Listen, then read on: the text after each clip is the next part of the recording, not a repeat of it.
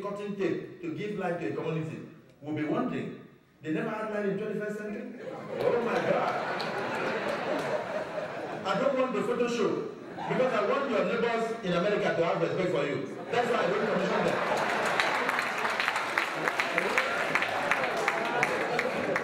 But if you want me to go and commission them, then I will do that.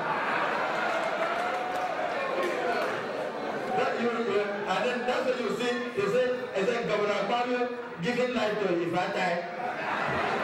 And then someone will say, oh, Jemima, I thought you come from Ifatai. You mean never had life? Never had life? Oh my God.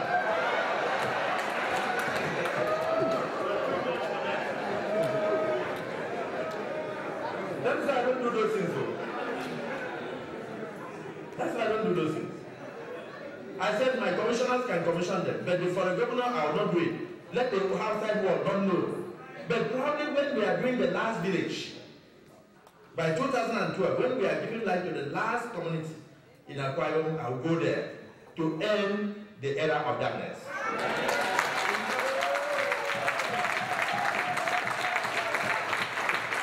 So I told people, I said, I don't have to. I appeared on television the other day and they said, but you are not telling your story. People are not hearing what they are doing. I said, I didn't build Akpabio for the newspapers. I'm building Akpabio for myself and my people. My children are from here, I'm going to live here. If I don't do a road that I go home, what will happen to my children in the future? We must build a state for ourselves and our future generation. Am I right? Not for people to praise us. Because those, people are used to seeing politicians come and go with stories, and then they believe that things are going to be the same. Nobody will believe you if you tell them. That's why I said, come and see. If you go and start telling them that these are the things happening in your state, they will not believe you. You just bring them to come and see. That's all. But I want you to hit your chest that yes, indeed, your state is in safe hands in the hands of God. Every year we organize interdenominational service every January to hand over the petitions, to hand over our predictions, our future, all our plans and predictions, all the things we want to do in government into the hands of God. And in government house every month we have interdenominational service to hand over the programs of government to God. And this is important because we must not get distinct. Every human effort requires godliness to succeed. If God does not put the hand, you cannot succeed. That is why this state must be different from other states. So I'll leave you today by showing you what is to come. Commissioner, when are we completing this one? What year? Huh? 30 months.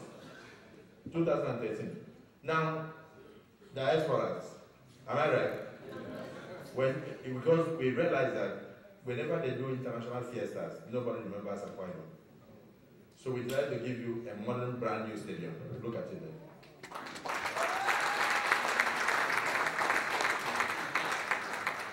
Please don't get tired of projects. Because I know a man who contested as a deputy governorship candidate. He met me at the airport. He said, Mr. Project.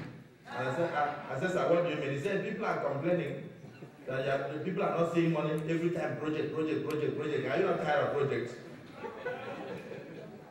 Because that was what they used to do. Anytime you see a man with 39 cars without a single means of livelihood, you have to get worried. Behind every dead world, there is a crime. What was happening in your state is that people were sharing your money. I'm reporting to you now that people were sharing your money. It doesn't take much to give water to a community. With 5 million naira, you can have potable water and stop waterborne diseases and stop children from going to the well. But it never occurred to them that they should think of the people first. I didn't come here to castigate anybody. I drew a line and I said, these are the things we must do. My prayer is that whoever takes over from us in 2015 will continue in the same spirit so we can have massive transformation. We don't have to wait for the rest of the world.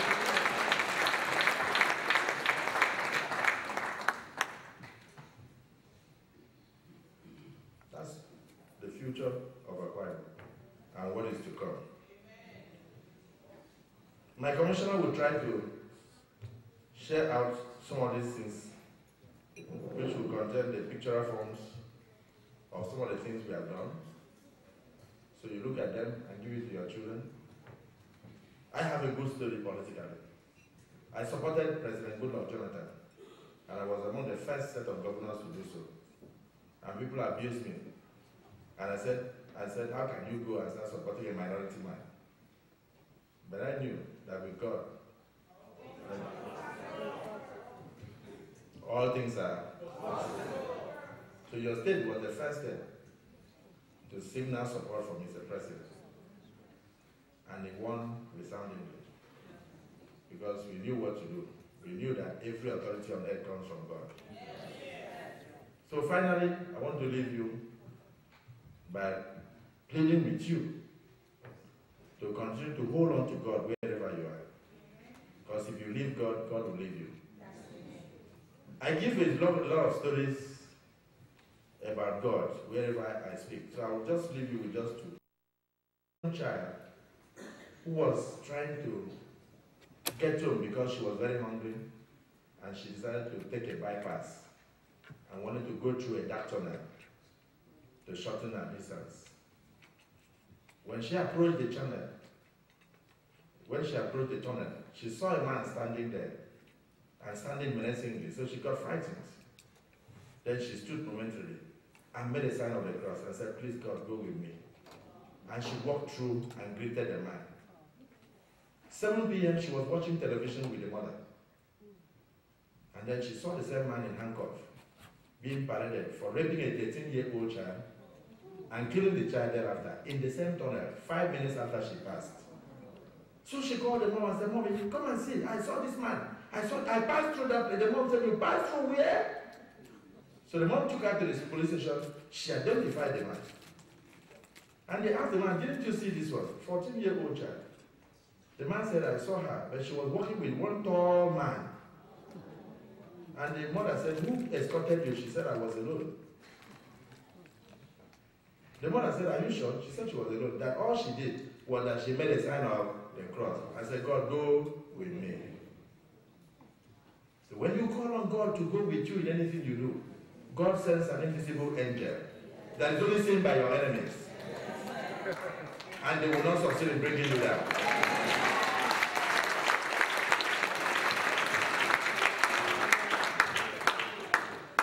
That's the story I love telling people.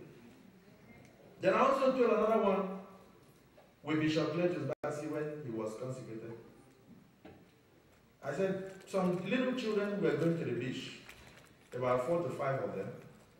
The branch home and the mother gave them cake, gave them things to use for their outing. But maybe she got worried the way they were behaving. They were very excited with themselves. When they entered into the car, the mother rushed down and tapped on the glass. I said, "My children, may the Lord go with you." And the children answered, "Mommy, the car is full. Where will God sit?" On the way, unfortunately, they had an accident and they all died. The car was squeezed and hit a pole. When they examined the car, the only aspect of the car that was still very much intact was the boot of the car. And they opened the boot of the car and they saw fresh eggs, 12 of them. None was broken. What it simply meant was that as soon as the children mocked God and said, "The car is full, where will God sit?" God went to the boot of the car. And when the accident occurred, God could only protect the eggs in the boot of the car. As I call on people, in everything you do, you must allow God to be with you. You must allow God to go with you. You must bless your children and ask God to be with them in their daily endeavors. In governance, I call God to be with us, that we should leave the state better than we met it, and it shall be shown in Jesus' name. Amen.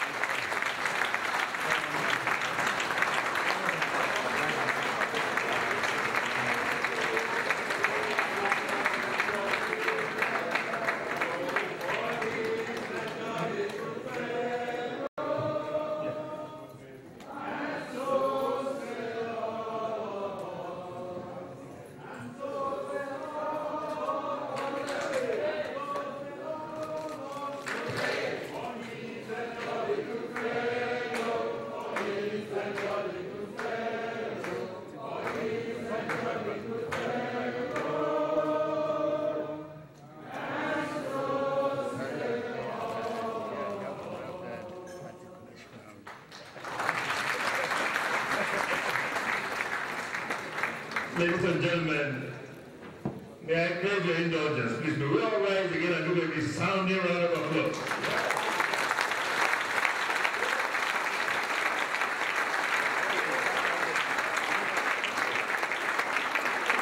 The Governor of Akpabio State of Nigeria.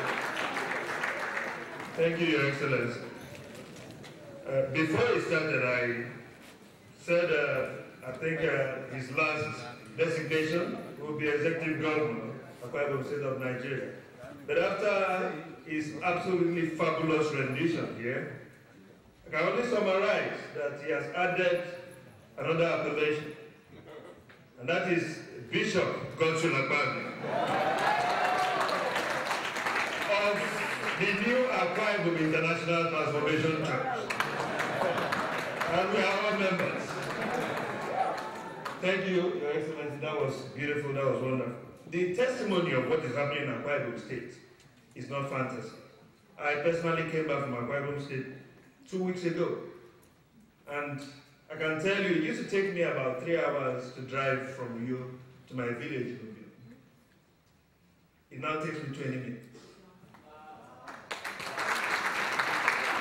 And as a matter of fact, I had the luxury of, on a certain day, taking 3 consecutive trips to my village, to Uyo and back, all in one day. I made 3 trips, and I did not break a sweat, because the road network in Akpabio State today is a testimonial to the work of this administration. And I want to implore all of us to continue to offer that spirit of cooperation so that, together with this fantastic team that works with the governor, we will lift up that state to the desired position it should be in the Committee of States in Nigeria. The streamline expert there, Marshall Anako, gave me some sad information about 10 minutes ago, but I'm glad that that has been overcome. In every progressive situation, whether we like it or not, we always have naysayers and those that want to sabotage us. I earlier informed you before we started that this network was being broadcast live on the internet, and I gave you several internet addresses. I gathered from Marshall Anako that some hackers got in and brought those sites down while we were still here.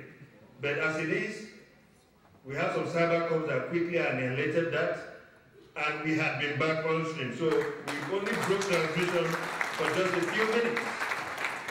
But it's important to point out that those hackers are not Americans. They're not Israelis. They don't come from Sokoto. We know where they come from. As a matter of fact, Marshall Anako says they know who they are, and in the process of fixing it, their identities got revealed, and they will be dealt with accordingly. Now we're going to move into an interesting part of this program. As it is question time. Now, on a personal note, and if I were in the audience, the occasion will end because with the way the governor approached it and with the testimonial evidence we saw on screen, I will have no questions. As a matter of fact, what I will have is another round of applause.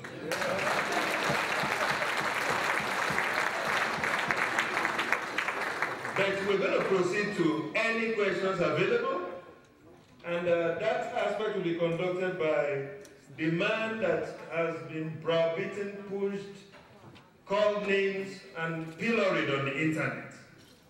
Akpabio's Information Commissioner, Nneka Lumana, has suffered severe blows on the internet for those of us that follow Akpabio news on the internet. Thompson and Co. have turned him into a punching bag, but guess what? He punches back. Like Mike Tyson, he knocks them out. So, ladies and gentlemen, I'm going to